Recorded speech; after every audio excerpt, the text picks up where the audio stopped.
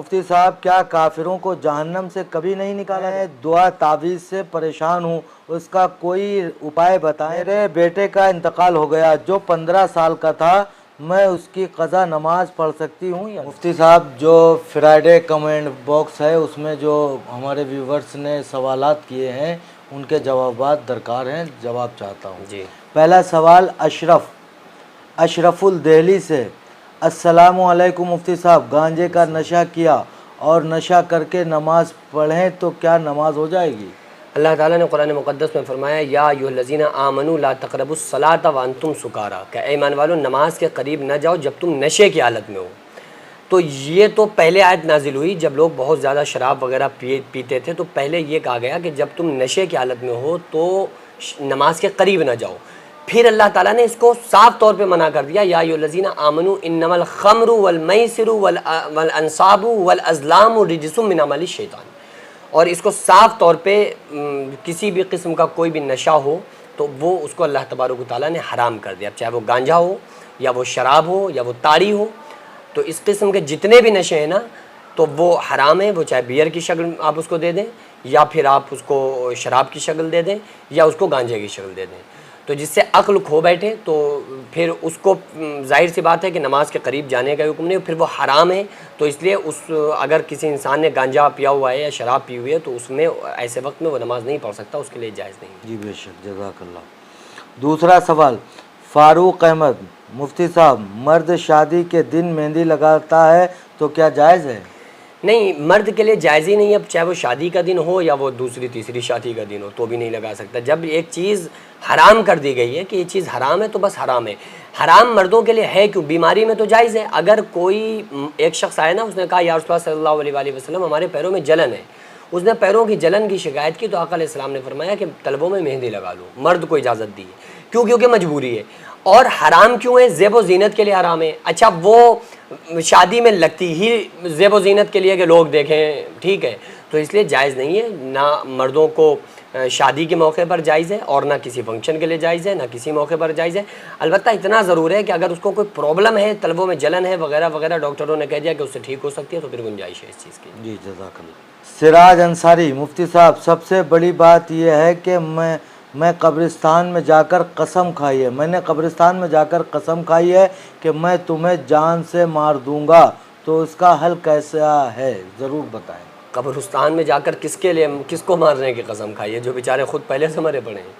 سوال ہی کلیئر نہیں ہے، کس کو مارنے کی قسم کھائی ہو؟ دوسری بات ہے ایسی قسم اگر کسی نے کھا لی ہے نا، قبرستان کیا بیت اللہ میں جا کر کھائی ہو کہ میں تمہیں مار دوں گا یا کسی کو مار دوں گا، تو فوراً اس قسم کو توڑ دو۔ توڑنے میں بہت ثواب ہے، کیونکہ آپ قسم پورا کرو گے تو کسی کی جان جا رہی ہے نا۔ تو اسلام یہ تھوڑی کہتا آپ مارو، کسی کو مارنے کی آپ کو چیونٹی مارنے کی اجازت نہیں ہے، تو آپ کو انسان مارنے کی اجازت کہاں سے ہو سکتی ہے؟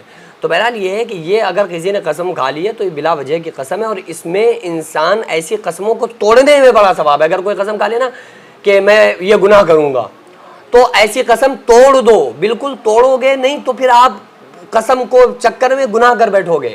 لیکن اگر کوئی ایسی حقیقی قسم کھائی ہے تو پھر اس پہ کفارہ لازم ہے، وہ انشاءاللہ تفصیل ہے اس کی۔ بہرحال یہ ہے کہ ایسی اگر کوئی گناہ کے لیے قسم کھائی ہے تو اس قسم کو توڑنا ہی انسان کے لیے لازم ہے، ضروری ہے۔ بے شک، جزاک اللہ۔ السلام علیکم مفتی صاحب، میرا نام محمد حسین ہے، میں دعا تعویذ سے پریشان ہوں، اس کا کوئی اپائے بتائیں، بہرائچ سے ہوں۔ کیا تعویذ دعا سے پریشان ہے؟ تعویذ دعا سے پریشان ہیں یا تعویذ دعا کے لیے پریشان ہیں؟ تو آپ اپنے ویورز کو یہ بولیے کہ جو سوال کیا کریں مکمل اپنا نام لکھیں اور اس کے بعد اپنا سوال لکھیں، اور اس کے بعد چاہیں تو اپنے وطن کا بھی نام لکھ دیں، تاکہ اور بالکل اچھی سی رائٹنگ میں اور اچھے الفاظ میں لکھا جائے نا، سوال تو سمجھ میں آتا ہے۔ اب آپ لکھتے ہیں سوال پھر پتہ نہیں کیا سوال ہوتے ہیں۔ اب دعا تعویذ کے لیے پریشان ہیں یا دعا تعویذ سے پریشان ہیں، کچھ سمجھ میں نہیں آ رہا، پرابلم کیا ہے، ساری چیزیں کلیئر کریں۔ باقی کانٹیکٹ کر لیں، یا اگر یو پی کانپور کے ارد گرد رہتے ہو تو آ کے یہاں ملاقات کر لیں، مکن پور شریف رہتا ہوں۔ ہاں تو مکن پور شریف آ جائیں۔ شان محمد، مفتی صاحب کیا کافروں کو جہنم سے کبھی نہیں نکالا جائے گا؟ اللہ تعالیٰ نے قرآن مقدس میں فرمایا انہ من یشرک باللہ فقد حرم اللہ علیہ الجنہ، کہ اللہ تعالیٰ نے جنت کو حرام کر دیا ہے جو شرک کرتا ہے اس کے اوپر، ومأواہ النار، وہ اس کا ٹھکانہ ہے، وما للظالمین من انصار، اور ایسے ظالموں کا کوئی مددگار نہیں ہے۔ تو اگر کوئی انسان شرک کرتا ہے تو اس کی بخشش نہیں ہے۔ آقا علیہ السلام نے فرمایا میری شفاعت میں سے ہر اس شخص کو حصہ ملے گا، ہر وہ شخص حقدار ہوگا جس کے دل میں رائی کے دانے کے برابر بھی ایمان ہوگا، اور میرے شفاعت سے ہر اس شخص کے لیے میری شفاعت حرام ہے مجھ پر کہ میں اس کی شفاعت کروں جس کے دل کے اندر رائی کے دانے کے برابر بھی شرک ہوگا۔ تو جو مشرک ہیں ان کو کبھی بھی جہنم سے نکلنا میسر نہیں ہوگا، جو بھی اللہ کی ذات میں شریک کرتا ہوگا وہ ہمیشہ کے لیے ہی جہنم میں رہے گا۔ جی جزاک اللہ۔ نعمان خان، السلام علیکم، میں ممبئی سے بول رہا ہوں، شاہد خان۔ ایک عورت جو شادی شدہ ہے وہ کسی دوسرے آدمی کے ساتھ بھاگ جاتی ہے، اس کا شوہر طلاق نہیں دیتا تو اس پر کیا حکم ہے؟ تو پھر زنا ہی ہو رہا ہے، اور کیا ہو رہا ہے؟ اگر پچھلے شوہر نے طلاق نہیں دی ہے اور کوئی عورت چلی گئی ہے تو پھر اب جو ہوگا تو کیا ہوگا؟ ظاہر ہے زنا ہوگا، کیونکہ پہلے شوہر نے چھوڑا نہیں ہے، اس کو طلاق ہوئی نہیں ہے، اس نے عدت گزاری نہیں ہے، وہ جا کے رہنے لگی ہے، تو یہ سب فحاشی جو ہو رہی ہیں سب زنا میں ہے، ٹھیک ہے؟ تو بہرحال اس کے علاوہ کچھ نہیں ہے، بس وہ زنا کا ہی اس پر حکم لگے گا، اور زنا کے علاوہ اس پر کوئی دوسرا حکم نہیں، کیونکہ وہ شوہر نے طلاق نہیں دی ہے نا، تو اس لیے، اور اس نے ادھر نکاح کرے گی بھی تو بھی نہیں ہوگا۔ اگر کسی پچھلے شوہر نے طلاق نہیں دی ہے اور وہ عورت دوسرے مرد کے ساتھ ایسے ہی رہنے لگے، نکاح نہ کرے تو وہ جائز ہی نہیں، اور نکاح کر بھی لے تو بھی جائز نہیں ہوگا، کیونکہ نکاح ہوگا ہی نہیں جب تک پچھلا شوہر اس کو طلاق نہ دے دے۔ جی جزاک اللہ۔ لال مدار انصاری، مفتی صاحب السلام علیکم، وعلیکم السلام۔ میرا جواب ضرور دینا۔ میرا سوال یہ ہے کہ اگر کوئی بیمار ہے تو بیماری کی وجہ سے پاک نہیں رہ پاتا ہے تو کیا قرآن پڑھ سکتا ہے؟ مفتی صاحب میرے لیے دعا کرنا، میں بہت بیمار ہوں، پیشاب پخانہ بھی نلی سے ہوتا ہے۔ اللہ تبارک و تعالیٰ کی بارگاہ میں دعا ہے اللہ تعالیٰ ان کو شفاء کاملہ عاجلہ عطا فرمائے، جزائے خیر ان کو دے۔ اگر کوئی بندہ نجس ہے اور وہ نجاست اس کو یہ ہے کہ مثلاً وہ محتلم ہے، احتلام اس کو نائٹ فال ہوا ہے، یا اس نے بیوی کے ساتھ ہم بستری کی ہے، تو ایسے وقت میں قرآن کا نہ پڑھنا جائز ہے نہ چھونا جائز ہے، ٹھیک ہے؟ اور اگر کسی انسان کے کپڑے ناپاک ہیں جیسے یہ ہیں، تو اب نلی کے ذریعے سے پیشاب وغیرہ کر رہے ہیں، تو یہ زبانی طور پر قرآن کی تلاوت کر سکتے ہیں۔ اور پھر مجبوری ہے، اتنی بڑی اگر مجبوری ہے تو کوئی مسئلہ نہیں، مجبوری میں تو کھڑے ہو کر نماز پڑھنا فرض ہے، یعنی قیام جو ہے نماز میں، فرض نماز میں قیام جو ہے فرض ہے۔ اور اگر کسی کے پیر ہی نہیں ہے تو ظاہر ہے بیٹھ کر پڑھے گا، تو اس لیے مجبوری میں تو تمام چیزیں گنجائش ہوتی ہے۔ تو یہی ہے دین یسر، دین آسان ہے، لیکن مطلب یہ نہیں کہ آپ نماز ہی چھوڑ دو اگر مجبور ہیں، مجبوری میں نماز تو لازم ہے۔ اب اگر کوئی انسان پاک نہیں رہ پا رہا ہے تو بس اس وقت تک کے لیے، اگر بالکل ہی 1 منٹ نہیں رہ پا رہا ہے تو کوئی مسئلہ نہیں، ایسی کنڈیشن میں وہ وضو کر کے نماز پڑھ سکتا ہے۔ تو بہرحال قرآن مقدس کی تلاوت وغیرہ کر سکتا ہے، اگر ہاتھوں میں یا وہاں پہ زیادہ مسئلہ ہے تو زبانی طور پہ پڑھ لے، یا کسی طرح سے وہ قرآن کریم کی تلاوت کر سکتا ہے۔ اس کنڈیشن میں بلا کراہت قرآن کی تلاوت کرنا جائز ہے۔ جی جزاک اللہ۔ مفتی صاحب میرا نام اظہار ہے، ہمیں نیند نہیں آتی ہے، اس کے لیے کیا عمل کرنا پڑے گا؟ میں درود پاک وغیرہ پڑھتا ہوں پھر بھی نیند نہیں آتی ہے، آپ کوئی وظیفہ بتائیں جس سے مجھے نیند آ جائے۔ آقا علیہ السلام کا بتایا ہوا ایک وظیفہ ہے، آقا علیہ السلام نے فرمایا اگر کسی بندے کو نیند نہ آئے تو وہ یہ دعا پڑھے، اعوذ بکلمات اللہ التامۃ من غضبہ وعقابہ وشر عبادہ ومن ہمزات الشیاطین ویحضرون۔ یہ دعا پڑھے، اور اگر نیند نہیں آ رہی ہے تو انشاءاللہ تعالیٰ اس کو نیند آ جائے گی، تو بس اس دعا کو پڑھیں۔ نیند اگر اچانک سے آنکھ کھل گئی تو اس وقت میں اعوذ باللہ من الشیطان وشر ھذہ الرؤیا، اعوذ باللہ من الشیطان وشر ھذہ الرؤیا 3 مرتبہ پڑھ کے بائیں جانب پھٹکار دیں، انشاءاللہ تعالیٰ پھر نیند آ جائے گی۔ جی جزاک اللہ۔ السلام علیکم مفتی صاحب، میرا ایک مسئلہ ہے، میرا اور میری بیوی کا 13 سال کا رشتہ تھا، لیکن 3 سال پہلے ہماری زندگی میں تیسرا انسان آیا جس کی وجہ سے میری وائف نے مجھ سے خلا لے لیا، شراب کے نشے میں مجھ سے سائن لیا، وہ بھی بنا کوئی ویٹنس کے، کہ اب وہ واپس آنا چاہتی ہے، تو مجھے کیا کرنا ہوگا کہ ہم دونوں ساتھ رہ سکیں؟ دیکھیے طلاق پیپر پہ سگنیچر کرنے سے طلاق ہو جاتی ہے، چاہے وہ آپ شراب کے نشے میں کریں، پہلے ہی شراب کے نشے میں تو طلاق ہو ہی جائے گی، ظاہر سی بات ہے۔ تو اس لیے اگر کوئی سگنیچر پیپر پہ سگنیچر کرتا ہے، طلاق پیپر پہ سائن کر دیتا ہے، تو اس سے بھی طلاق واقع ہو جائے گی۔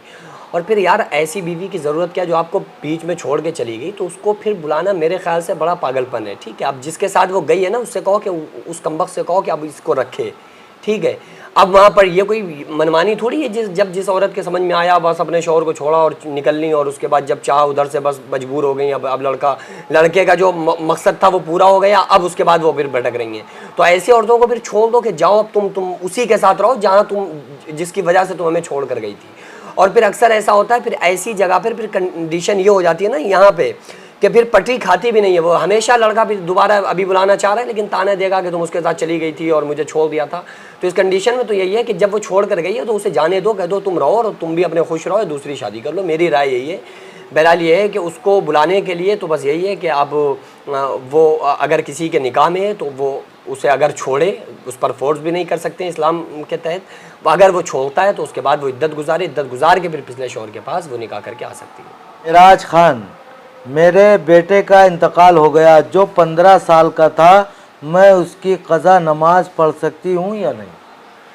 نہیں، بالکل نہیں پڑھ سکتے ہیں۔ اگر کسی کی نمازیں قضا ہوئی ہیں اور وہ اس انسان کا انتقال ہو جائے تو وہ نماز چونکہ اس کے اوپر لازم تھی نا، تو اس کے اوپر فرض تھی، اس کی قضا آپ نہیں پڑھ سکتے۔ نفلی عبادات صدقات آپ جو چاہیں کر سکتے ہیں، لیکن اس نے جو نمازیں قضا کی تھیں ان نمازوں کی قضا کوئی زندہ آدمی، انسان یا عورت نہیں کر سکتا، کیونکہ وہ اس کے اوپر لازم تھا، اس کی پوچھ گچھ اس سے ہوگی۔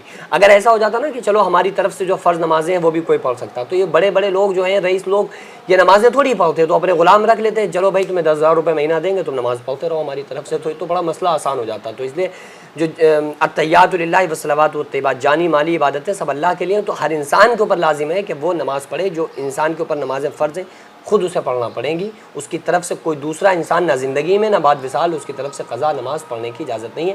باقی صدقہ خیرات وغیرہ، استغفار، دعائیں، ذکر و اذکار اور قرآن مقدس تلاوت کر کے سارے ثواب وغیرہ، یہ ساری چیزیں کرنا جائز ہے، ان سب کی چیزوں کو کر سکتا ہے۔ فرض نماز کی قضا مرحوم کی طرف سے نہیں کر سکتے ہیں۔ جی جزاک اللہ۔ عارش علی، السلام علیکم مفتی صاحب، وعلیکم السلام۔ میرا ایک سوال ہے کہ جانور تو بے زبان ہوتے ہیں اور کسی پر ظلم بھی نہیں کرتے ہیں، تو کچھ جانور بھوک و پیاس سے تڑپ تڑپ کر کیوں مرتے ہیں؟ اور بے شک اللہ تو اپنی ساری مخلوق سے محبت کرتا ہے، وہ تو سب سے زیادہ رحم کرنے والا ہے، آخر ایسا کیوں ہوتا ہے؟ جو غیر موذی جانور ہیں نا اور آپ کے سامنے تڑپ تڑپ کے مر رہے ہیں، وہ آپ کی جہنم کا سبب بن رہے ہیں۔